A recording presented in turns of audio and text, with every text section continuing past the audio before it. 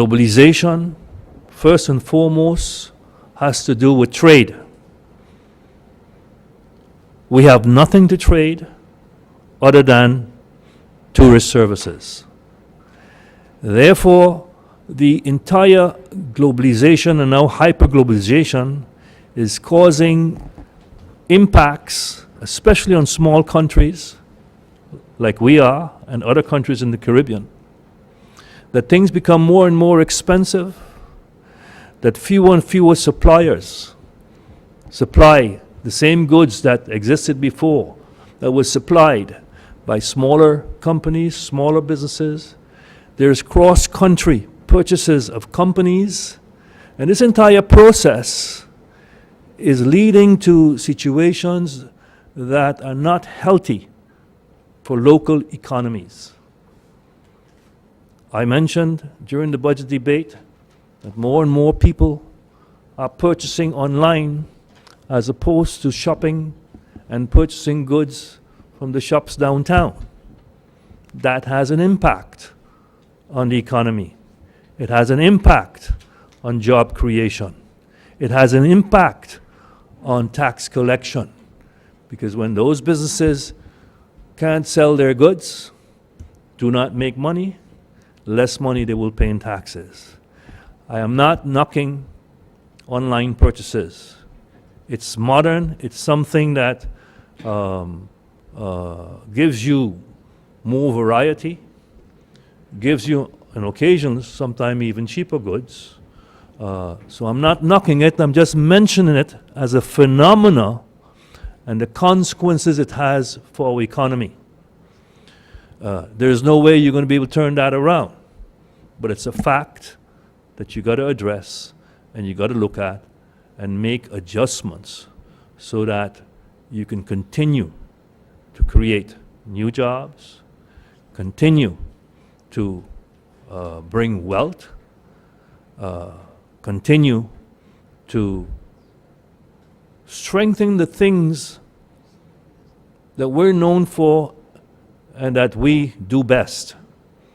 And what are those things? It is taking advantage of the economy and the industry we have built up called tourism.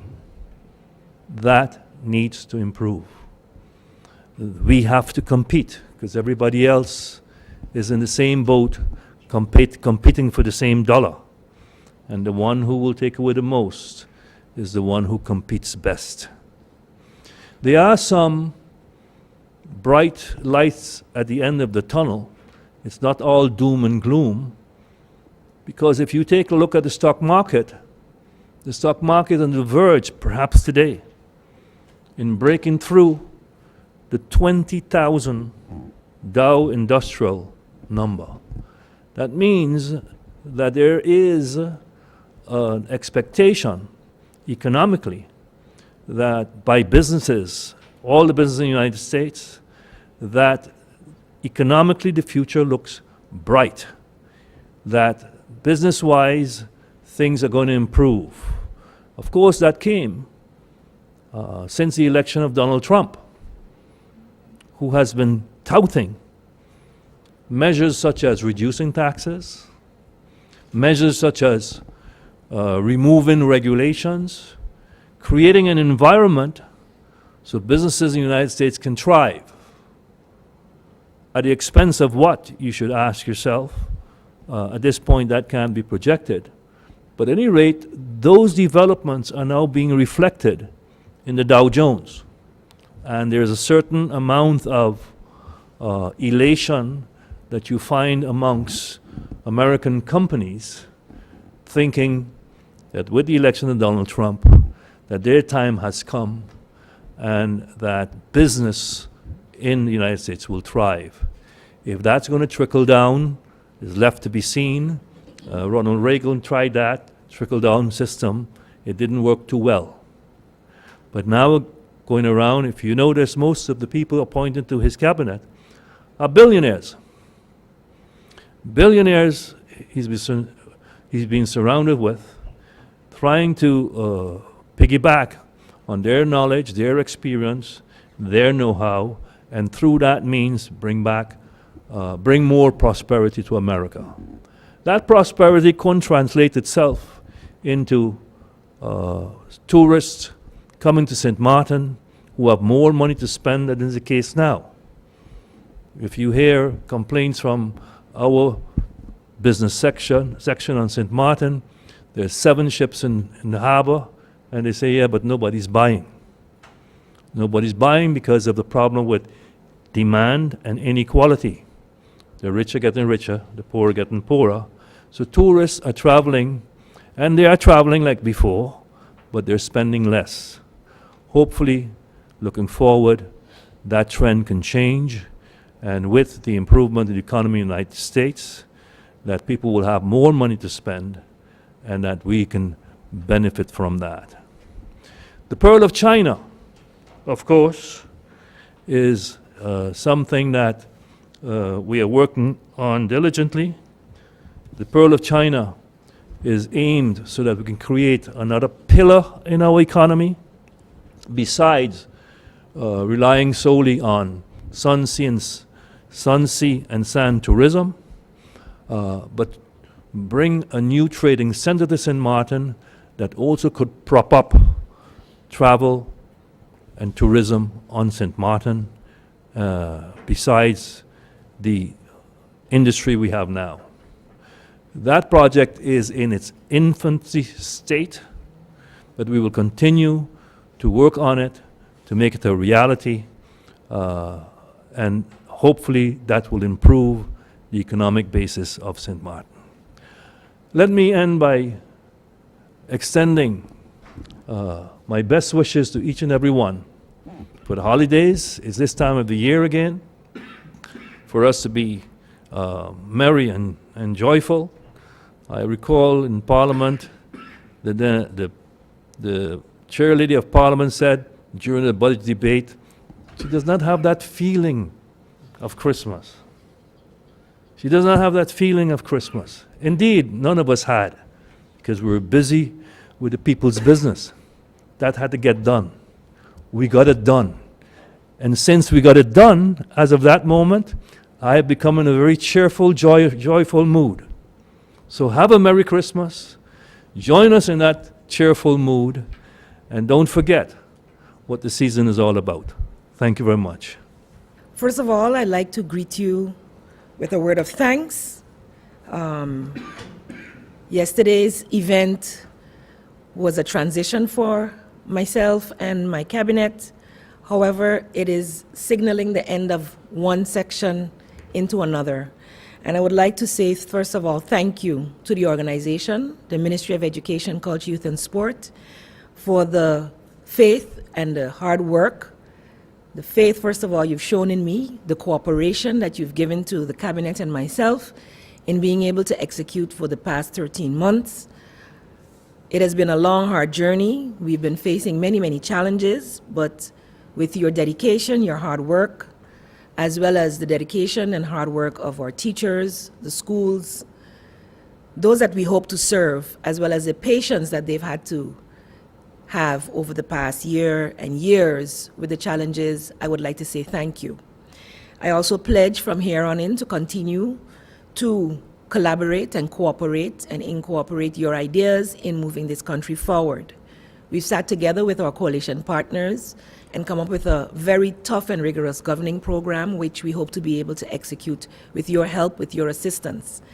And as we launched Education on the Move during 2016, we hope to expand that to be able to encompass also sports and culture, and of course, all of them having a great impact on our youth, in that we would like to encourage the community, encourage every single person on St. Martin to see themselves as part of the big puzzle, to see themselves as part of the solution, not only to sit back and complain, but to actually join discussions and forums where decisions are influenced.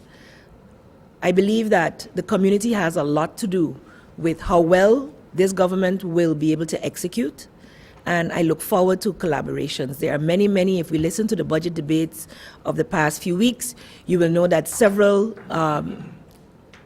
ordinances will be coming forward in 2017, several policies are being renewed, And we have sessions where the public and stakeholders are involved. So I encourage the public to stay abreast of these changes, stay abreast of these discussions, come out and have your say.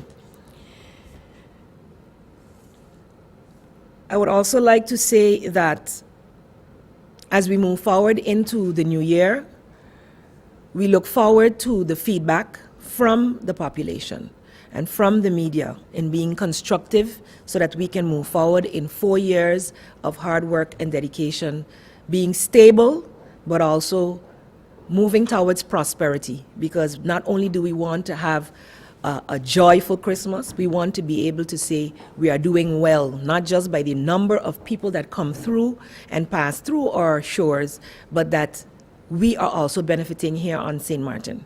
The people of St. Martin are also benefiting.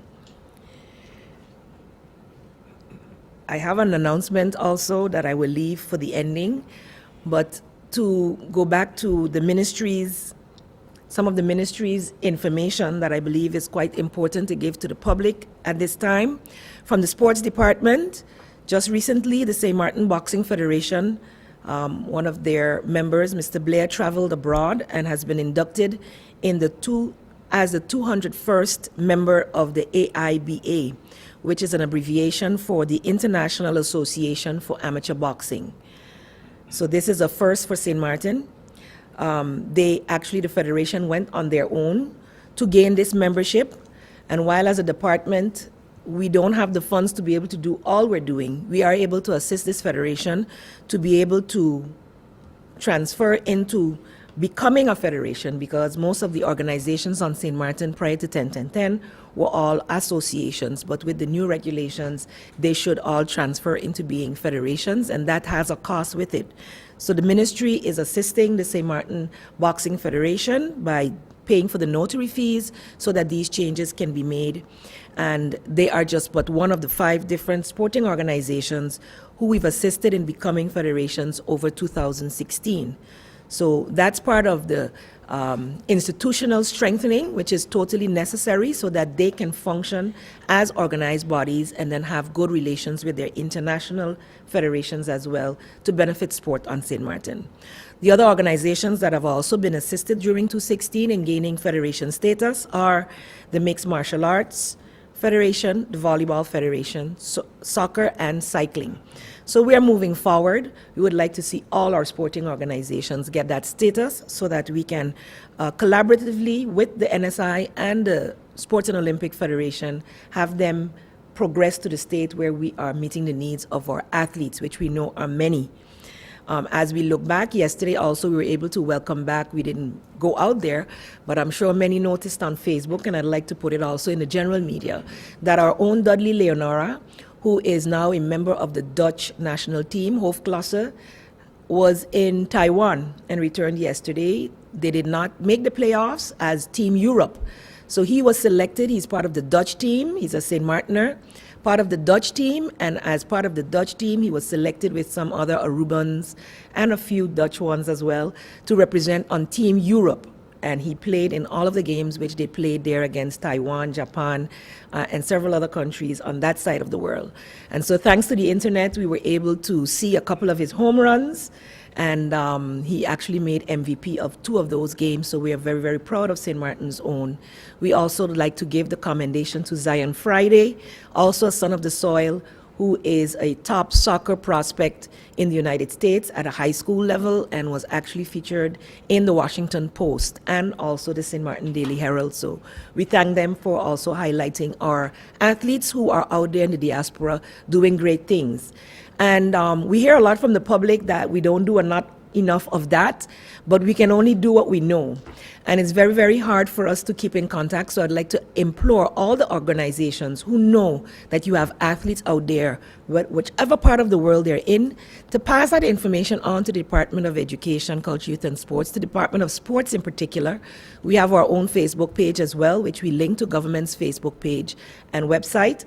And this way we can keep abreast of the actions, the activities of our athletes, of our scholars, of all of the exemplary St. Martiners that we have out there as an encouragement for the ones who are here struggling to know that that can be me also.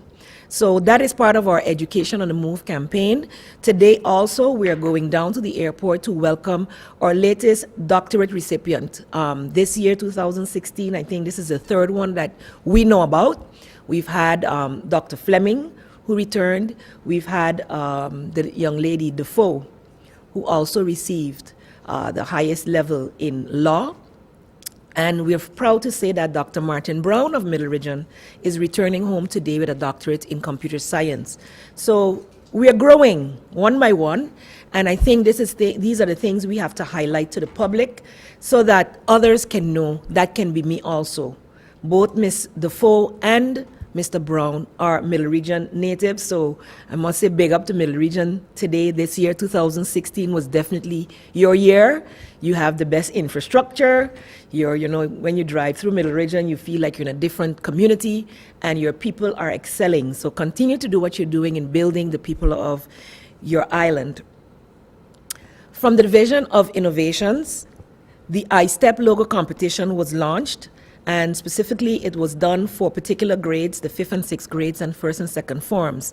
However, the committee is realizing that they're getting more interest from the older students, so we've opened up the competition so that any students now attending our primary or secondary schools may submit their logo designs. And to give them time to work on their submissions, the final deadline has been moved now to January 31st. So you have a month and change, you have a couple of days at home, weeks. All of the students are now out. Yesterday was the last school day, and the winning student whose design is chosen by the committee will receive an Apple iPad, and an ICT prize will also be given to the school. For more information, please contact the iStep committee, the team, at iStepSXM, so ISTEPSXM@gmail.com, and I do believe you should be able to find them on our Facebook page as well.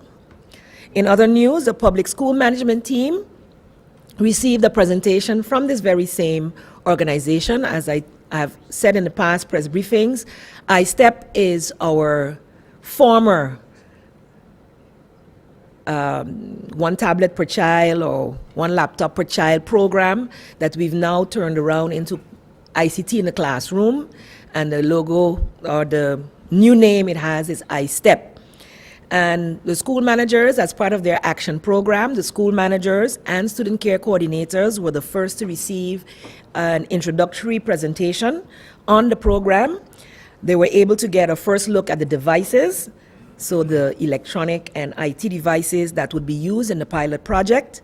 And at least 2 classes from each public school will participate in the pilot project, along with all of the classes of the Prince William Alexander School.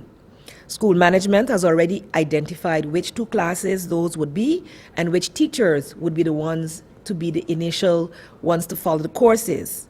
Of course, the iStep committee, wanting the best success, has implored the management to pick your teachers who are the most IT hungry, who are the most IT savvy, who are willing and able to utilize IT in the classroom to its fullest potential. And I believe that with this being the case, all of the others will see the benefits of it. They will be able to share this. They will become trainers in their schools, and we will see a great execution of the ICT in the classroom project. So we're looking forward to that continuing in 2017. Although the public schools at this point in time are the primary focus of the project, training opportunities and assistance for the other schools are also included in the project. Additionally, partnerships being formed with the international tech companies as a result of this project will be beneficial to all schools on the island. Also, in other news, which is not as nice, I must say, I'm not going to shirk, of course, some of the challenges that we're facing with the heavy and small maintenance of our schools. Some of the emergency repairs at 2 schools, particularly that were having extreme issues, are being worked on still. The Leonard Connor School, for the most part, is still dispersed. The ones that were able to be pulled back together are at the Charles Leopold Bell School, which was recently finalized, at least for the classrooms. The play area, the basketball court is still being finalized while they're there. But at least the school's management is together with the younger groups from group 1 to 4 at that location, and so we're happy for that. I know that the others are not happy with the situation as it is. The other schools, I must say, who are accommodating them, thank you for accommodating our other schools. We are all public school sisters and brothers, and it is good that we can rely on each other too in times of need. We are aiming to be able to get the Leonard Connor School situated. Of course, I have to rely on the ministries of Romy and the Ministry of VSA to do their part to make sure that the area is safe for all concerned. And so as soon as we are thus far, the public will be informed. Recently, last week, in the midst of all the budget meetings, there were also 2 huge graduations at the St. Martin Academy and the St. Dominic High Schools. Both schools, students do CXC, what was the CXC examinations, which are now called CSEC, and we had exemplary passing in those 2 schools. I can't remember the exact total of the St. Dominic graduates, but there were 106 graduates of CSEC in the St. Martin Academy, the highest number they've recorded thus far, as well as 17 brand new for the first time CAPE graduates. And CAPE is similar to an associate's degree or preparation for the university levels for professionals. So they can then go to any European university or UE, or go into a regular college at the 3rd year level. So we're very, very proud of those students. The IB program is also at the St. Dominic, and those students also got their results, I believe, in June of 2016. So congratulations to all of those graduates. We've also come to the end of the semester for many of our students studying in the diaspora as well as right here at on St. Martin. And I would like to congratulate all those who have matriculated and done what they've had to do to gain their degrees or certificates or at least pass their classes for this term so that they can continue onwards towards their goal. Keep up the good works and enjoy the holidays and the days off with family and friends. To round off, I would like to make an announcement on behalf of the Ministry of General Affairs and Finance that all civil servants from scale 5 and lower will be receiving a special bonus, which will be paid out, I believe, tomorrow. So that's good news for those civil servants. Many of the other ministries are having their separate Christmas parties, and many have received also either as a bonus, a turkey or a ham. As such is the case, I would like to say, enjoy it with the family and friends. Christmas is a season that mostly, initially, Christians celebrated in honor of the birth of Jesus Christ, the Son of God and the light to the world. However, people all around the world have joined in the celebration of Christmas. It is a time where we, culturally on St. Martin, have use it as a time to, I used to get very annoyed and irritated with my mother. Clean, like beg, clean down, change curtains, change this, change that. But it is a part of our culture. It's a renewal of sorts for the new year as well. And so as we get together, St. Martin, and I see the people out there shopping for their renewal as well as shopping for their gifts, I would like to wish you all a very, very happy holidays. Cook up with the family. Enjoy your sorrel, your lime punch, and your guava berry. Enjoy your eggnog, your Johnny cakes, your tarts.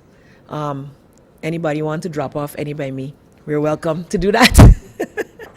But this is a time for families to get together, for sharing, for caring. I think the gifts are the last, as we get older, that we worry about. It's more about being together with your family. It's about sharing, it's about caring, and doing it St. Martin style, wherever you may be, because some can't come home. But I think this is a wonderful time for us to share as much as possible how much we care for others. And if you know of others that are in need, that this is a wonderful time to do so.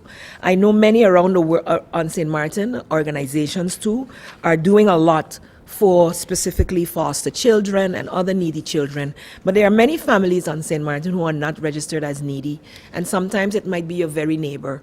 So look to your left, look to your right, look within your community, and if you are having in abundance for this Christmas season, share it with those who need it the most, and on a regular basis, whether it's Christmas or not, because that is the spirit of being a St. Martiner. Happy holidays and much blessings to all who are out there celebrating, and when the new year comes around also, we do so with thankfulness. As we stay together, we be stable, and we work towards prosperity.